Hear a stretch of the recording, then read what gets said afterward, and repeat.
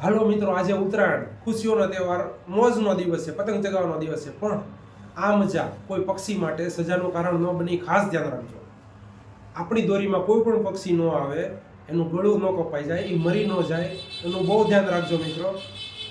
પક્ષીઓને સવારમાં ચણવા જવાનો સમય છે, સવારના 6 થી 9, અને એના પોતાના માળામાં આવવાનો સમય છે સાંજના 5 થી 6. તો એવું ન બની શકે મિત્રો કે આપણે આ સમય દરમિયાન પતંગ ન ચગાવીએ. જો આમ કરશું, પતંગ નહીં ચગાવીએ, તો કોઈ અબોલ પક્ષીનો જીવ બચી જાય મિત્રો. તમે વિચાર કરો કે જે કુટુંબનો કબીલા, જે એના બચ્ચા છે, એ માળામાં સાંજે એના કોઈ કુટુંબનો કબીલે એના માટે જે બહાર જમવાનું ગોતવા જાય છે, ખાવાનું ગોતવા જાય છે, અને કેવું લાગે જ્યારે એ પાછો માળામાં ન આવે ત્યારે.